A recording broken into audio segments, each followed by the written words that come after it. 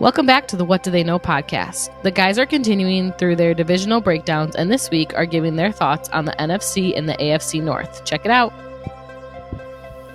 What do they know? Well, we are about to find out. What's going on, everybody? Welcome back to episode 2 of season 2 of the What Do They Know podcast. Nick and Jeff with you again, as always, back to continue our divisional breakdowns as we get ready for week 1. This week we will be checking out the NFC and AFC North. Right.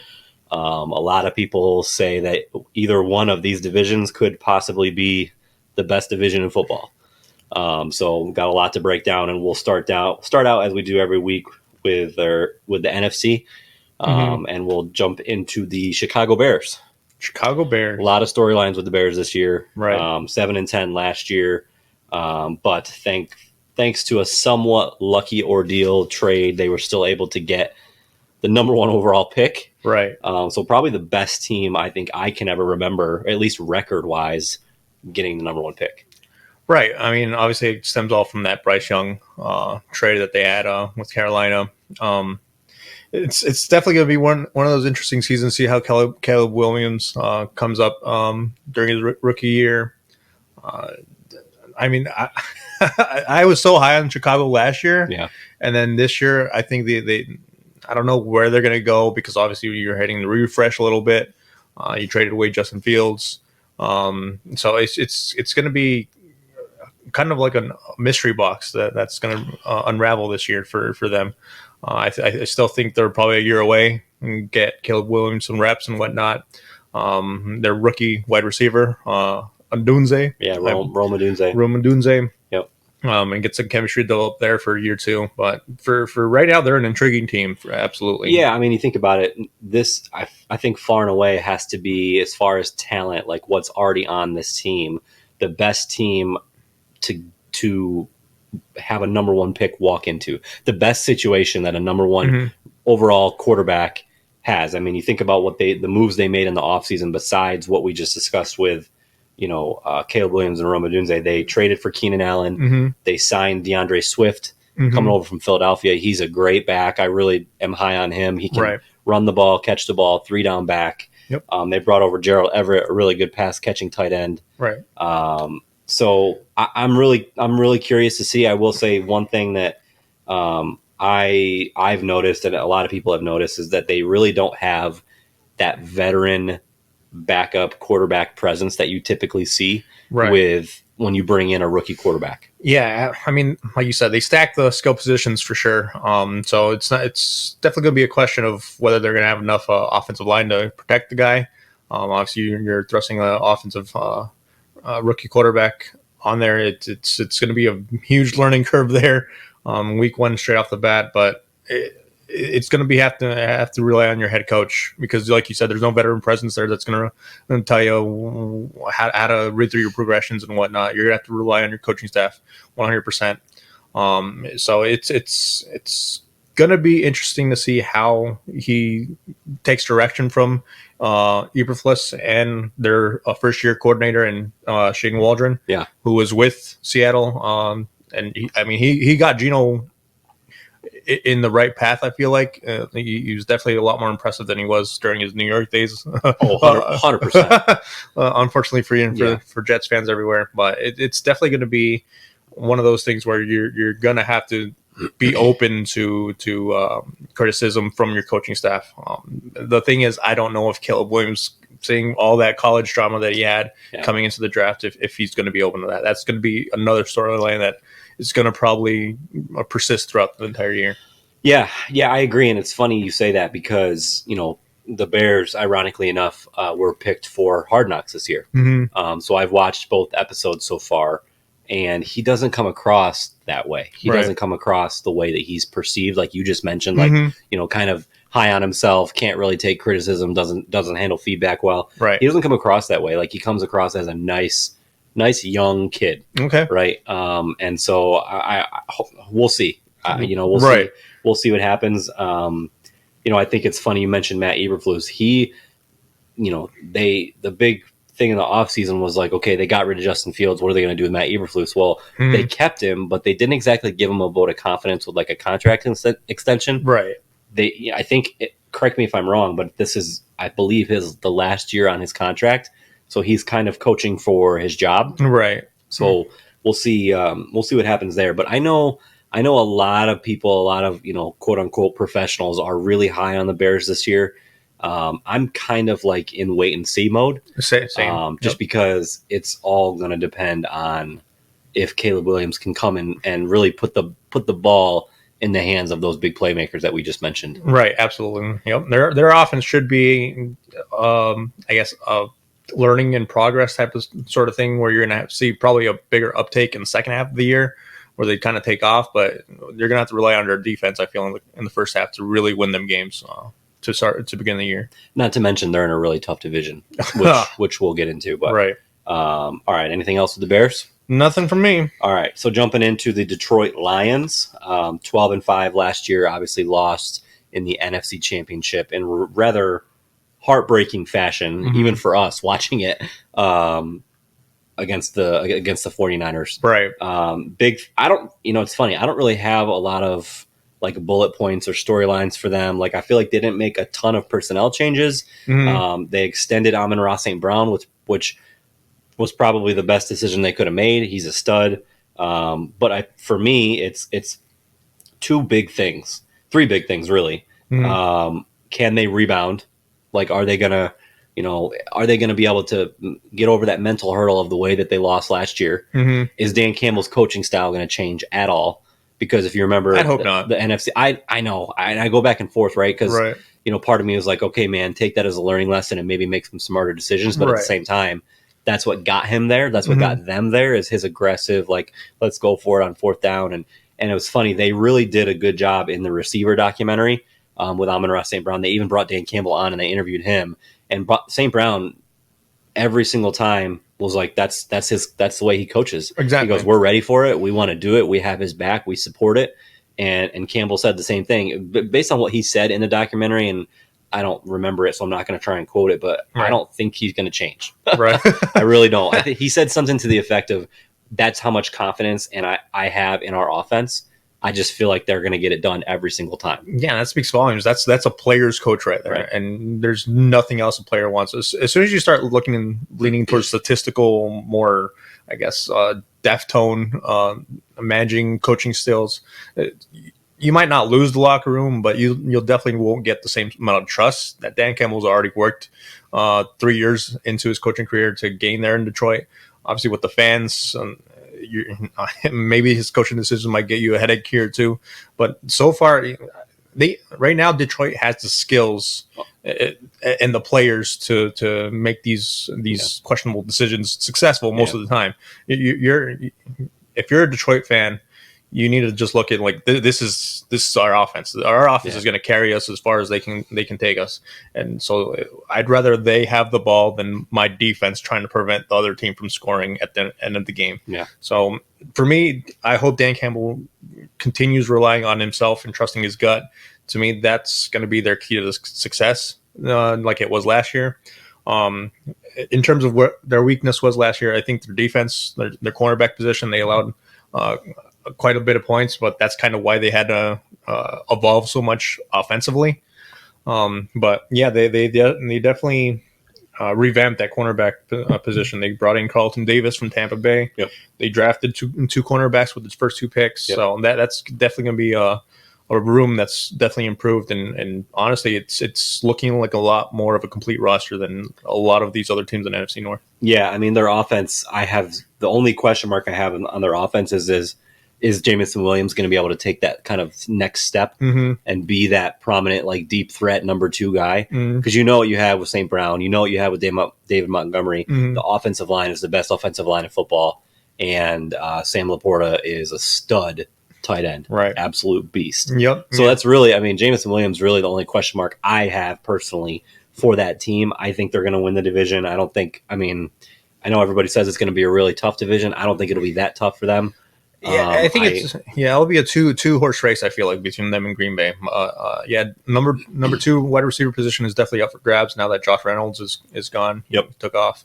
So it's Jamison Williams for the taking right now. So, but whether he takes advantage or not, I don't know. Obviously, he's a former first round pick, so he's got the talent. Whether He's got the speed too, man. Yep. He's so fast. Whether he can translate that into game day, we'll see. Yep. All right. Speaking of the aforementioned Green Bay Packers, 9-8 last year, lost in the divisional round to the 49ers. Mm-hmm. What do you got there? Well, it's Matt LaFleur's 6th year. Jordan Love, obviously, we'll see if he can strike lightning in the bottle for year 2 and got paid. We'll see. I mean, like you said, what are the odds of the Green Bay getting 3 consecutive franchise quarterbacks and running with them? It's unbelievable, man. Yeah, we talked about it all last year. Every single week, Jordan Love just kept improving and being more of that quarterback that you expect your franchise quarterback to be in. And he's looking worth the money that they gave him for the extension. So we'll see where that goes. The wide receiver corps, obviously, it doesn't have too many, I guess. They have good names, but not necessarily great names that shine off the page. Christian Watson, Romeo Dobbs, Jaden Reed. Yep. They're all familiar names. They're all familiar with the system, but they're not necessarily, I guess, the consistent producers that you would expect, like maybe in a fantasy format. It's going to be a good offense, maybe even great, but I don't think it's going to be, I guess, superb and to the point where it's going to be a top 3 offense. But it's definitely going to be a consistent, well-managed offense. Defensively, though, Xavier McKinney is going to be their biggest signing right there. Yep. That was their biggest, I guess, Achilles heel last year was their safety and linebacker positions. Xavier McKinney is probably one of the highest regarded safeties. Pro Bowler, yeah, he's a beast.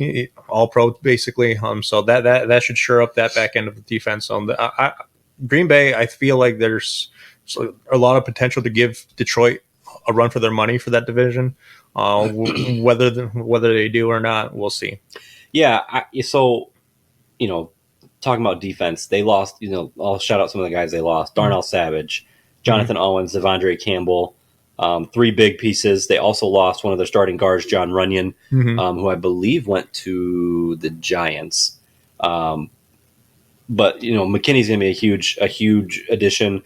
My question, if you listen to national media, like I can think of a couple guys that on radio have said that Green Bay should be vying for a Super Bowl this year, and I just don't know if I'm bought into that.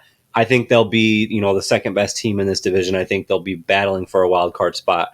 But you also have to remember that this is a team that was 6-8 last year before they, won their final 3 games and kind of, got hot at the right time. Right. So I don't know. I'm kind of, I'm kind of tempering expectations, at least for me personally. Just strictly off of that. I don't know how I feel about adding Josh Jacobs and letting Aaron Jones walk. Right. I kind of feel like, and I kind of feel like I would have rather had Aaron Jones with his pass catching ability. Josh Jacobs, I feel, is more of like a hit the hole kind of back, and I don't know how much of a pass catcher he really is. Right. So I don't know if that's a big addition. It might be. I might honestly, it might be a wash. I was just going to say, I feel like it's a wash at best. Right. So I know a lot of people are excited about that for Green Bay. I'm kind of like, meh.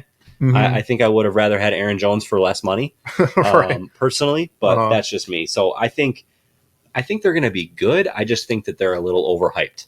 Right. Yeah. I mean, media gets attracted so well to, I guess, the shining new toy, and that's Jordan Love. Love Green Bay in general, right? I feel like them, the Cowboys, like there are certain teams that like get the highlights. They cough, and like everybody wants to break it down, and like it's a top story. Yeah, but yeah, I mean, Jordan Love being held to the prestige that he's being held to. I mean, he showed out last year in a very good way, but the problem that he has now is he has expectations now. Well, and he's getting paid like a top performer. Exactly. So it's I mean, we'll see where it goes, but I just like you said, I don't buy it completely. Will they be good? Will they be wild card good? Absolutely. Will they potentially win the division? Absolutely. They have the chance. But to me, to put them up there with the Super Bowl contenders, I'm not sure. I mean, the NFC is kind of open-ended right now, in general. So maybe they can sneak in there, but they're going to have to get hot like they did last year at the right time and remain healthy. But as of right now, I'm not going to put them up there on the upper echelon of NFL teams. Absolutely not. Okay, yep. I agree. All right, last but not least, and it's been a really terrible week for this team that is the Minnesota Vikings. So sorry, Jake. Sorry, Jake. Sorry, buddy. 7-10 last year. Obviously, big things that happened in the offseason for them. They let Kirk Cousins. Well, they didn't let Kirk Cousins walk. He chose to leave. Right. Went to Atlanta. They tried to get him. Added the aforementioned Aaron Jones after Green Bay signed Josh Jacobs. They let him walk. He went to Minnesota. Their big draft pick, number 12 overall, I believe. JJ McCarthy out of Michigan.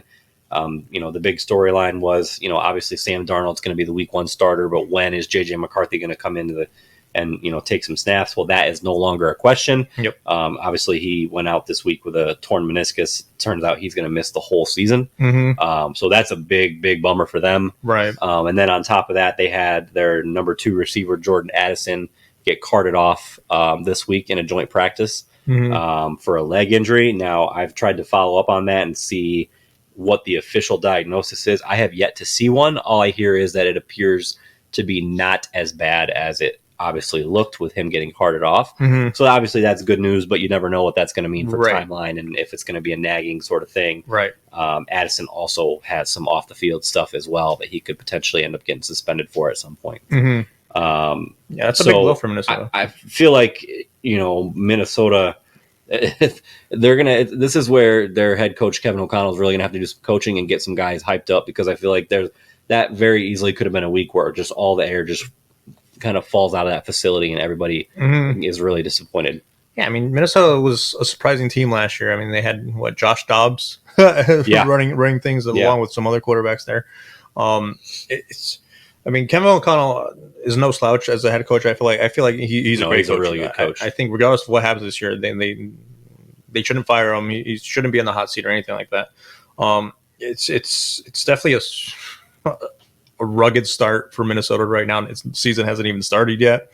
So, and it puts Minnesota in such a predicament with JJ McCarthy, because next year when preseason starts, you're going to want him to get that reps, but who are you going to look at in terms of quarterback situation next year? So that JJ McCarthy thing is unfortunate. It's the timing of it all is just terrible. You wish you could have at least gotten another preseason game in him. Yeah. Just to get some more reps in there. But as of right now, you got Sam Darnold going in as your starting quarterback. You got Aaron Jones.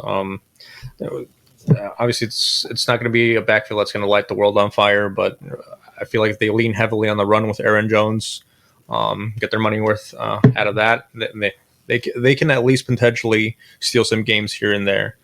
They still have Brian Flores as their defensive coordinator. I always love Brian Flores. So it's definitely going to be one of those things where you're going to rely on your defense to kind of keep you in games and time management with Aaron Jones. But to me, Minnesota's off to a rough start to what might be a rough year.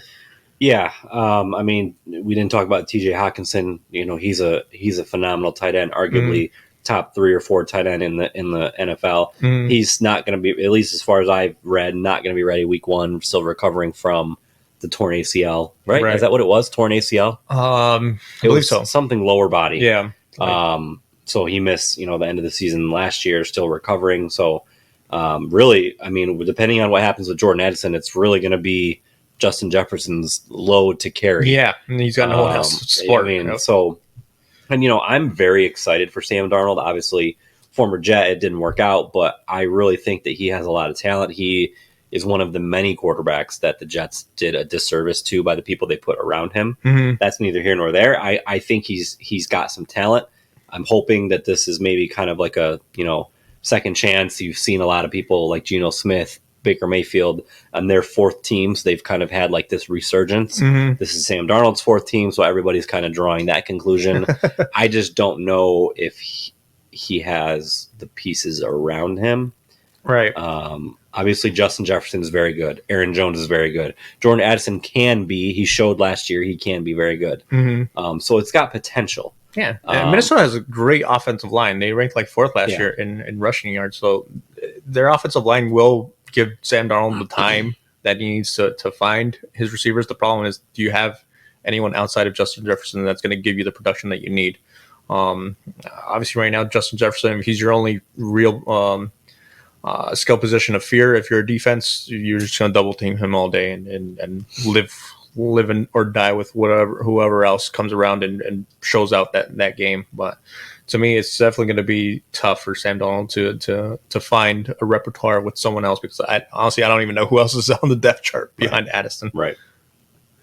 Yeah. Yep. All right. So that is the NFC North. You want to do our standings now, or you want to do them at the end? Now we can do it for the NFC North now. Okay. Go ahead. So I got the Lions winning the division. Back-to-back years winning the division for for the first time ever. Yeah. 2 Packers. Then 3. I got Minnesota, but this can go either Chicago or Minnesota. They can flip flop.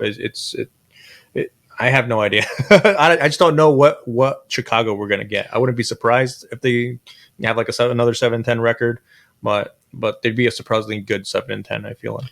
Yeah, I have the Bears ahead of the Vikings. Okay. And then the other 2 are the same. Yeah. I just, I think that Minnesota is going to have a tough time.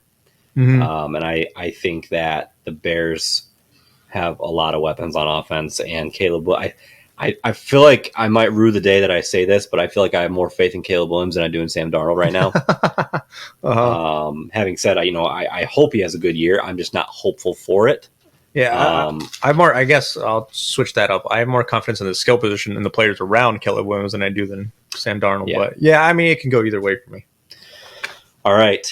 So AFC North. So a lot of people are saying this year that the NFC North is what's going to be arguably the best division in football. Mm-hmm. I think that's a little crazy. For my money, I think Right. it's still the AFC North. Last year, I think they were the best division. Yeah. They had 3 of their 4 teams make the playoffs. And Cincinnati had like a winning record still. Right.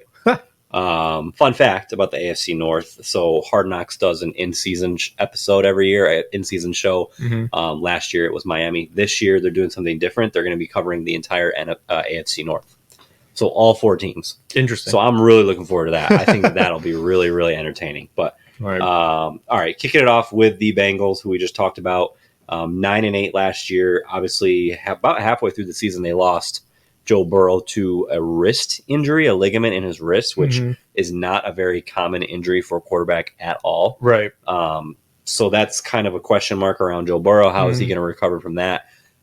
So far, he's having a healthy preseason. If you remember the last 2 or 3 years, something has happened to him every single preseason. Like calf last year. He had right? a calf last year. Year before that, he had to have an emergency appendectomy in the middle of the preseason, and so it wasn't totally healthy. Right. So as of right now, he's healthy going into week 1. The big story around this team right now is Jamar Chase and the holdout. It was a hold in, but now all of a sudden he started missing practices and people are now calling it a holdout. I think it's baffling that the Bengals are not paying him yet. But that could be very quickly become an issue and a storyline for Cincinnati. We talked about it last week with Brandon Ayuk, how there comes a point where you have to start getting on the field, otherwise you're going to be risking injury while you're ramping up. And I think that Jamar Chase is very quickly approaching that. Right, and especially for a wide receiver, because you're sprinting dead go on the beginning of every play. So hammies become a concern. Anything lower leg becomes a concern. So yeah, I feel so bad for Cincinnati, because after they made that Super Bowl run, I feel like everything just kind of like dislodged and kind of imploded upon itself. After that, you got Joe Burrow's health. But now after years go by, Jamar Chase's time to get an extension and get paid is here, according to him. So according to him, yeah. There's always the contract. Not according to the Bengals. Exactly. So it's definitely one of those things where you wish Cincinnati well, but at the same time, you look at the reality of the situation, and it's going to definitely rely on Joe Burrow's health and see, I guess, Jamar Chase's health. If he misses reps and doesn't come back 100% ramped up for NFL speed. Obviously, if Jamar Chase is present, their strength is in their passing games. They have T. Higgins still there. Tyler Boyd took off, but Jamar Chase is still there. They signed Zach Moss from Indianapolis to be the running back. I think that's a sneaky good signing. He had a career year last year in Indy. Whether he can stay healthy or not, that's a whole different scenario. But and then they brought in Mike Gesicki to fill in their tight end spot. But I mean, they haven't really had a I guess true tight end there, consistent tight end there since I can't even remember. Yeah. But yeah, it's definitely going to be up to their offensive line, see if they can protect Joe Burrow to the point where he's not injuring his wrist and putting that risk in danger. And they use their first round pick on a tackle, so that's definitely positive. But yeah, I'm not sure where Cincinnati is going to go from here. Yeah, it's funny. So fun fact, this guy that you just talked about, the tackle from Alabama, Amarius Mims, he is 6'8", 345 pounds. That's a big man. So he's a massive human being. And Trent Brown, who they signed this year to be the tackle on the other side, he's like 6'8", 310 or 320.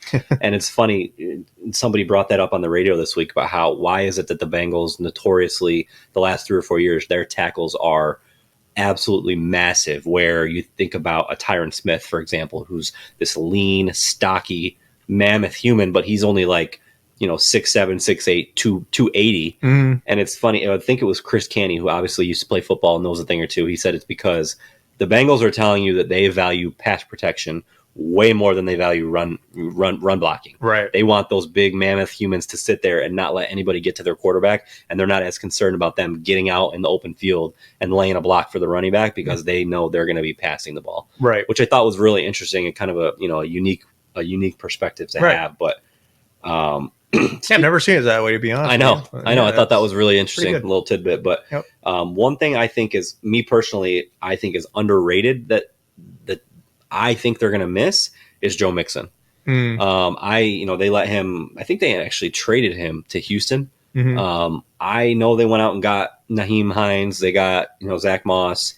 I just wonder if that's going to be something that they regret, just because Mixon has been so consistent. He puts up numbers every single year. I'm curious to see if that backfires, if they maybe undervalued him a little more than they should have. Yeah, I mean, fantasy perspective, I can always think about Joe Mixon. He's always, I guess, a constant RB2. Right. So, I mean, it's not flashy or showy or anything like that. Like a Derrick Henry, he's not going to blow you away, but he'll have his moments where he can carry an offense. Yep. He had a game with like 4 touchdowns last year, I think. Yeah.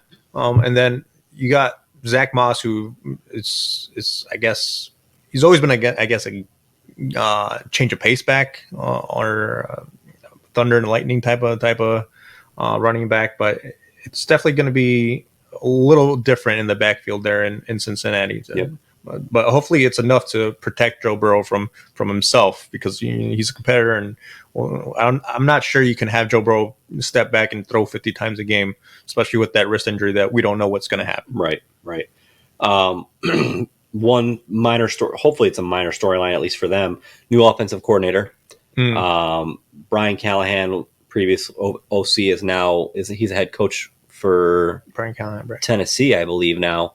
Or no, I don't know. He went somewhere. So Dan Pitcher is the new offensive coordinator. And right. I just feel like coordinators, anytime you have to change a coordinator, it's a bigger deal than people make it out to be. Oh, yeah. Because it's a whole new system, a whole new set of plays. Obviously, ideally, you're finding somebody whose system is at least similar to the prior, if you had success. Right. Where's your quarterback's advantage? Right. But it's a whole new system that they have to learn. And hopefully Burrow, he has to be comfortable with it, has to know all the ins and outs. So I think that's a storyline that I feel like a lot of people don't normally talk about, but I think they should. Right. Yeah. I mean, always on my notes, I always write who the offensive coordinator and defensive coordinator is. That's that to me is the foundation of what your defense is going to look like. Obviously, whenever I mentioned Brian Flores, like with Minnesota, I my eyes gleam at Brian Flores and Mike Schwartz over in Cleveland. Jim Schwartz, pardon me. But yeah, it's you have coordinators there that are gonna elevate your offense or defense, wherever coordinator they are, into the next level, and that can take you into Super Bowl level, upper echelon NFL team status. Yep. So yep. All right, Cleveland Browns, 11-6 last year. They lost to Houston in the wild card. Yeah, I mean, I think they had Joe Flacco starting that game. They did. And they got blown out. I mean, Joe Flacco got blown out. Yeah, Joe Flacco had some magic, but then it ran out. But yeah, Deshaun Watson, again, the storyline going into the season for Cleveland again is what Deshaun Watson are you going to get? Are you going to finally get the one you paid for? Are you going to get the Deshaun Watson you've had the first 2 years? So a little off-field issues, sprinkled with some injuries, sprinkled with this and that. It all revolves around Deshaun Watson and seeing where he obviously their defense is going to take you. It's going to keep you in the playoff race. Absolutely. I think they had like the number 1 ranked defense all last year. Like you said, Jim Schwartz, magical man there on defense. Amazing. Yep. So they revamped their wide receiver corps a little bit. They got Jerry Jeudy. That was a big. Denver. I feel like that was a sneaky under the radar trade. Yeah, I mean, ever since Jerry Jeudy got drafted by Denver, I feel like he was kind of like thrust into that wide receiver 1 role when he wasn't even, I guess, mentally ready. But now he doesn't even have to worry about it because he's got Amari Cooper on the other side, taking a lot of that stress away from you. So to me, I think he's in a good position to kind of succeed there in Cleveland. Agreed. They got Jerome Ford coming back there in the running back position. We'll see how long Nick Chubb takes to come back. Hopefully he comes back healthy. Obviously that was a terrible, gruesome injury that he sustained last year. So we'll see where that goes. I've heard 0 timetable on him. Yeah, I haven't heard anything, but all I've heard is he should come back sometime this year. When that is, I have no idea. Yeah. So we'll see what sort of running back carousel they have there in Cleveland, but it should be enough to sustain competitiveness. Absolutely, especially if they get Deshaun Watson how he should be. I mean, they signed I think Jameis Winston to be the backup there. Obviously, that's another crapshoot. You don't know what Jameis Winston's going to come out. We'll always refer to the 30 touchdown, 30 interception season that he had. So that's the give and take that you have when you sign Winston. So obviously, as a Saints fan, I know a little bit about Winston, about hitting W's and whatnot. So it's going to be a roller coaster if he ever becomes the starter over Watson for injury or whatever else. But to me, if Watson can come out right, Cleveland is the team to beat in this division. I agree. I think the problem is that's such a big if. Yeah. That's not like, oh yeah, that'll probably happen. I genuinely have no idea. Right. As we were talking about his contract earlier and all the guaranteed money, I was like, holy crap, this is year 3 of his 5-year massive contract, and he has done jack diddly squat. Mm-hmm. Like it's crazy to me that this is the 3rd year already. Like that's more than halfway through the contract, and he's done nothing to earn this money. Mm-hmm. So I think he has a lot to prove this year. I can't help but be crazy excited about the idea of him and Amari Cooper. I love Amari Cooper. Right. He single-handedly carried my fantasy team last year. So I think that they have a chance to be a really, really good combination. And again, you talk about Jerry Jeudy. The 3 of them, I think, could be really, really good. You add in David Njoku, who always seems to, go under the radar, but is a really good pass catching, fast, like physical freak of a tight end. Right. Yep. And I mean, there's nothing more to say about their defense. It's so dang good. Mm-hmm. You called that last year. Hey. Their offensive coordinator, again, not to keep harping on this, but a big storyline for me is that they brought in Ken Dorsey to be their new offensive coordinator. Mm-hmm. And one thing about Dorsey, if you remember how the Bills were prior to them firing him, is that he basically refused to run the ball. Right. So I think that kind of tells you what Cleveland is going to be. They are going to pass, and I think their run game might take a big hit because of that. Mm-hmm. So even when Nick Chubb comes back, I'm curious to see, obviously if he's healthy and if he's the old Nick Chubb, what Dorsey's style of play calling is going to do to his production. Right. I mean, it might even be, I guess, a blessing in disguise because you're kind of protecting Nick Chubb from kind of gradually introducing him back into the game from that horrific injury. And I guess you're going to test Watson right off the bat if that's the case. So you're going to see what Watson you're going to get for the season right off the bat, week 1, if they're going to pass as much as they did in Buffalo with Josh Allen. So to me, Ken Dorsey is an intriguing offensive coordinator.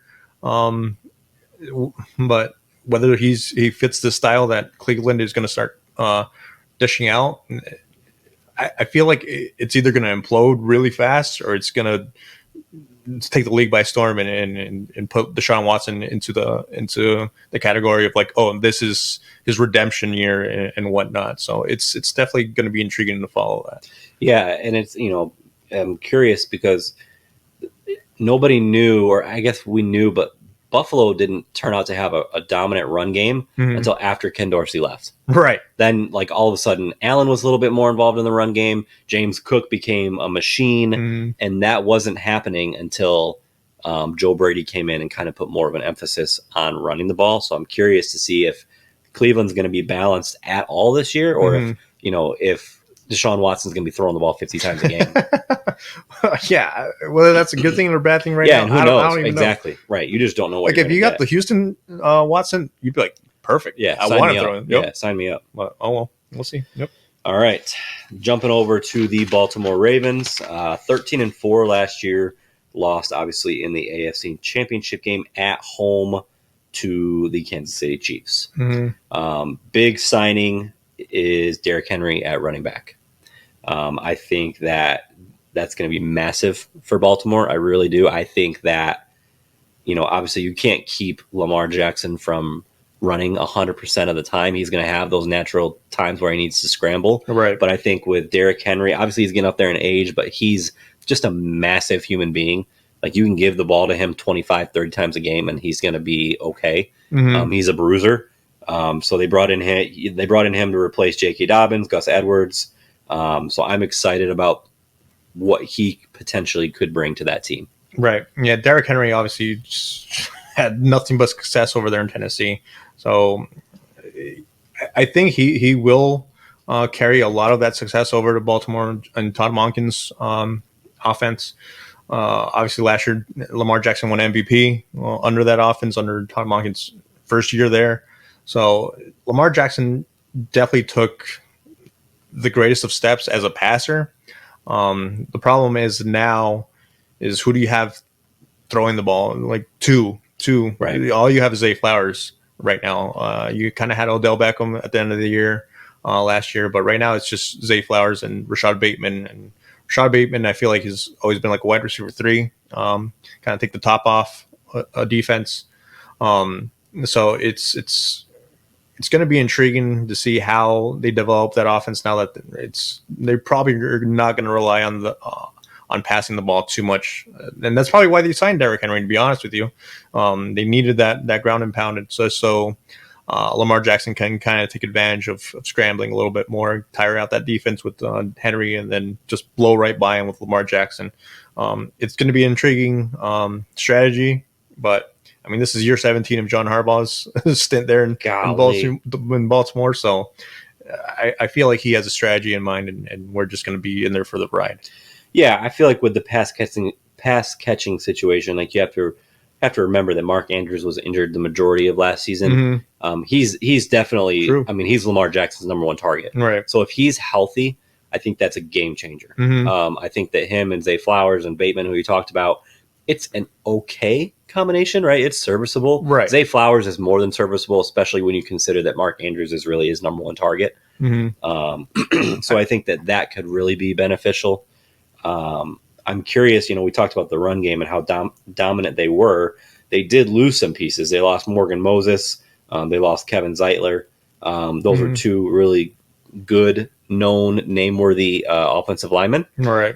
So we'll see what happens there. And then on the defensive end, they lost guys like Jadeveon Clowney, Patrick Queen, Ronald Darby, Rock Yassin. Like, those are all, like, those 4 names. Those are stud defensive pieces. Yeah. And Baltimore's defense obviously wasn't up to Cleveland's standings, but they were a really, really good defense as well. So I'm curious to see what that does to them. Yeah, the biggest change is definitely going to be the defense and how that's going to respond. They have a new defensive coordinator in Zach Moore. That's right. They lost their defense coordinator. Oh, yeah, he's the head coach now in Seattle, right? McDonald. Yep. So it's definitely going to be the biggest, I guess, adjustment period that you're going to see. Obviously, Mark Andrews is back, so that's the biggest pick me up. Probably better than any offseason addition that they had, and even better than Derrick Henry. To be honest, a healthy Mark Andrews evolves that offense. Yep. Honestly, it kind of emulates Kansas City's offense. And there with Kelsey, and then Rashee Rice is now Zay Flowers, quick, fast, good route runner. So we'll definitely see how this offense develops throughout the year under year 2 of Tom Monken, but that defense is going to be the number one thing I would look for if I'm a Raven fan right now. Yep. I agree. All right, last but not least, the Pittsburgh Steelers. So 10-7, probably the worst 10-7 team ever last year. They were able to make the wild card because Mike Tomlin is amazing. Right. And obviously got crushed by the Bills in the wild card game. So big thing for them, obviously, is figuring out who's going to be their starting quarterback. They brought in both Russell Wilson and Justin Fields. Right. I mean, I'll throw it out there. We're sitting here watching the Steelers and Bills playoff game right now. Preseason. Did I say playoff? You said playoff. Preseason game. Like, wait. Preseason game right now as it's happening. So Russell Wilson started. He played 3 or 4 drives. Justin Fields is still in the middle of the third quarter. For my money, I know he's playing against, maybe not starters, different competition, blah, blah, blah. Justin Fields just looks so much better. Right. Personally, he looks faster. His arm, like he threw an out route in the 2-minute drill in the second quarter that was just on a dime, got right past the defender. I mean, he scrambled for like a 20-yard run. Russell Wilson just kind of looks stiff. He looks stiff and slow. I mean, again, different competition. Fields is probably playing against number 2 or number 3s at this point. Right. But for my money, I feel like I would go with Fields. I think that Tomlin has said that Wilson is leading right now, but we'll see what happens there. Yeah, well, you got to question how much it is like mental and confidence for Russell Wilson right now. I feel like it's got to be humbling. Yeah, definitely. I feel like in Seattle, he could just throw up a ball and someone on his team was going to catch it, Lockett or whoever else. But right now, it's just he's questioning everything he's doing right now. Justin Fields, obviously, he's on the younger side of the spectrum, so he's kind of taking the hits as they go, even if it's a little bit of a mistake or here or there. It's a learning process for him. Russell Wilson feels like he should have already learned this. But I mean, this is more of a testament of what I thought Justin Fields was last year. Of like he should be a starter somewhere in the NFL. He kind of, I wouldn't say single-handedly, but he was a big part of why Chicago was like ranked second in rushing yards last year. I mean, his legs are for real. He's going to run past a lot of these defensive players. So for me, it's going to be a tale of two tapes, depending on who takes the quarterback position here in Pittsburgh. Honestly, I feel like if they give it to Russell Wilson to start off, I think we're going to see Justin Fields like even before the midway point of the season. Yeah, I agree. And if they go with Justin Fields, I feel like he's going to be the starter throughout the entire year. I agree. So for me, obviously, we are surprised with John Harbaugh, 17 year. This is Mike Tomlin's 18th, and he's never had a losing season. So it's remarkable the sort of run that Mike Tomlin is on. But it's going to be I guess a similar story that they had last year, where their defense is going to be need to step up and keep them in games. Their pass rush, obviously, led by T.J. Watt. That's going to be the biggest positive that Pittsburgh is going to offer.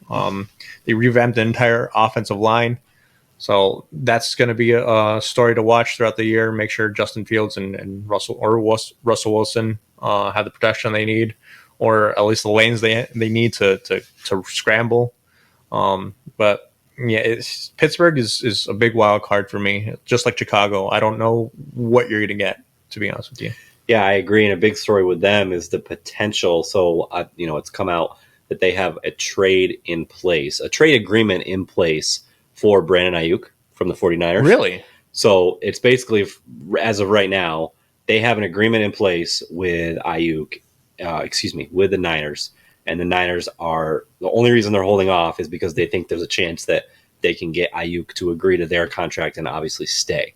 So it seems like he's either going to re-sign with the Niners or he's going to get traded to the Steelers. Interesting. The Steelers could use another wide receiver. It would be phenomenal. It'd be a great addition for them. And honestly, I feel like it's a very un-Steelers move. Yeah. Like normally they draft guys, they develop guys, like they're all homegrown. Right. To trade for a stud and give him a big contract like that, right, I feel like is not typical Pittsburgh. Right. But I think it would be huge for them. Yeah. I mean, George Pickens, honestly, I think he's very underrated. Agreed. I feel like he's a true number one. He hasn't just been thrust into that role. I feel like he's kind of earned that spot. So to me, to have Brendan Ayuk right on the opposite side of George Pickens, now you're talking. Now you're talking about a passing game there. Yeah, agreed. So I mean, you got Pat Freiermouth there at tight end, so he's kind of under the radar. Yep. Big red zone target. Say that. Sneak peek. But yeah, it's that move would be pretty huge, and I think that would catapult them into a little bit more serious territory, and that would just 100%. make this division a little bit more complicated, to be honest with you. I agree. But yeah, so I'm excited to see if that shakes out for them, right? And what that would look like. I mean, we're sitting here talking, and Fields is he's just scrambling. He's making runs. He's making throws. He just looks so athletic, and comfortable. Yep. So lastly, Arthur Smith, new offensive coordinator, came over, obviously got fired from Atlanta. Yep. Has had big success as an offensive coordinator in the past with, I almost said Nashville, with Tennessee, with the Titans. Right. So we'll see how that offense develops over the year and grows and looks. But right. This division, obviously we're going to jump into our divisional picks. Mm-hmm. This is a complete crapshoot to me. Yeah. Like you could give me any order of all four of these four teams and I would be like, okay. Yeah, I buy it. I could see it. Yep. I feel like this division in particular is either going to make us look great with our picks, depending on what they are, or really, really stupid. Ouch. Yeah. So I don't know. I'll let you go first. Oh, thanks. Yeah. Thanks a lot for that one. I think last year I picked Cleveland to win this division. Yeah. I'm going 2 for 2 on this. I'm picking Cleveland to win again. Obviously, like I said, it's going to depend a lot on what Deshaun Watson you get, but he's got to be good one season at least out of the 5. You're playing odds at this point. And then number 2, I got Baltimore. I feel like there's going to be some regression there, especially on that defensive side of the ball. How much so, I don't know. But yeah, I think they're going to come in at number 2. Number 3, I got Cincy. Joe Burrow's health is a big wild card there. And then 4, Pittsburgh. As you said, you could line them up 4 through 1 on my ranking, and I'd be like, okay, that sounds fine by me. Yeah. So I don't have a problem with that. Like, I'm not going to give you crap for it at all. It's not what I have, but right. Like, so I picked the Ravens last year. I'm sticking with them. Mm-hmm. I have the Browns at 2. Okay. And then I have the Steelers, and then I have Cincy in last place, which I think is like, if like, I keep hearing Chris Canty in my head from ESPN Radio, and Cincinnati is a Super Bowl pick for him. Mm-hmm. Like, he says that Cincinnati should very easily be in the Super Bowl or in the AFC Championship against Kansas City.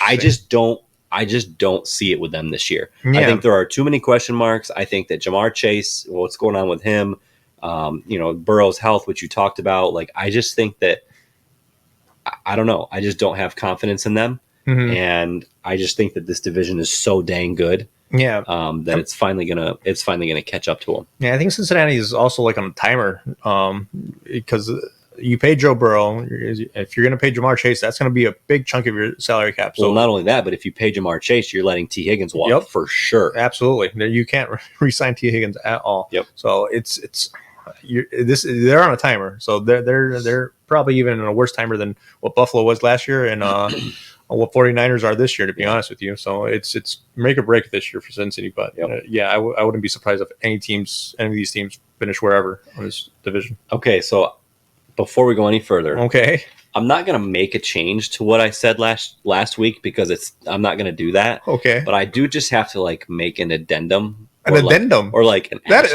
asterisk, or like something to look out for. Again, I don't want to read into preseason. I don't want to be that guy that says, holy crap, like they're going to be good or they're going to be really bad because of what we see in preseason. Okay. However, Wow. Okay. I really liked what I saw from Bo Nix in Denver. In his first preseason game. I know I trashed Denver and said that they were going to be really bad. Right. I'm now really, really wondering if I was wrong. Right. I really think that he is going to be a beast. Bo Nix. Just in what I saw. I mean, they already went from him being third on the depth chart to announcing that he's starting tomorrow night. Again, it's just preseason, so whatever. But just the way that Sean Payton was using him, he had designed quarterback runs. He made phenomenal. They scored on like 3 or 4 straight drives of his.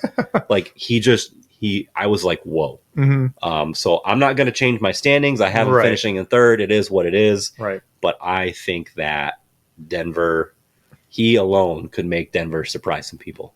Yeah, I mean, if you're going to trust anyone's opinion about a quarterback, it should be Sean Payton's. Agreed. And I said, obviously on the episode that no one's ever going to hear, but on the draft episode, I said I am so excited about Bo Nix because of the way that Sean Payton talks about him. Yep, we both talked about it. The last time he had a superlatives like he did for Bo Nix, it was Patrick Mahomes. Yep. So you're definitely going to see Bo Nix in a different light when he takes the field because Sean Payton has shown this light on that young kid. Yep. But for me, like I trust Sean Payton's opinion, and I think Bo Nix is going to be great. I just don't know if that team around him is going to be up to the level that Bo Nix should be at right now. Yeah. But I think Bo Nix is definitely your franchise quarterback right now for Denver. Absolutely. Yep. All right. I just needed to throw that out there because I saw that the day because they played on Sunday and we recorded on Saturday. So I was like, oh, I wish that had been like a day earlier because I would have like totally changed it. But it's too late now. So, All right, let's go ahead and do our fantasy tidbits here. Mm-hmm. I'll let you go first for the NFC. NFC? Yep. Okay, must have. I got St. Brown. Same. Same. How could you? Oh, yeah. All right, fine. I got Justin Jefferson. Oh, this is gonna I'll change it. Okay, just for purposes of this episode, so that we don't have duplicates. Well, this is gonna surprise you now. I got stay away Justin Jefferson. I can see that very easily. I can see that very easily because as we mentioned before, obviously you have Sam Darnold there. I'm not sure how well he's going to progress as a quarterback in general. I mean, how far can you progress as a quarterback at this point in your career? But also, if you have no support, I mean, Jordan Addison's down for who knows how long, and I just don't. If you're going to get double teamed all day, all of a sudden you're not going to get the ball passed to you, and it's going to be a frustrating year. I feel like for Justin Jefferson. So even though he just got paid, so it's I feel like in terms of getting the ball, I just don't trust it. That's why I'm staying away from Justin Jefferson. But St. Brown must have. He's the number one wide receiver there for a good reason. Yeah, Detroit in a potent offense that spreads the ball very well. But St. Brown is far and away your number one option there. And then sleeper, I got Luke Musgrave there in Green Bay. I feel like that offense is going to be pretty consistent.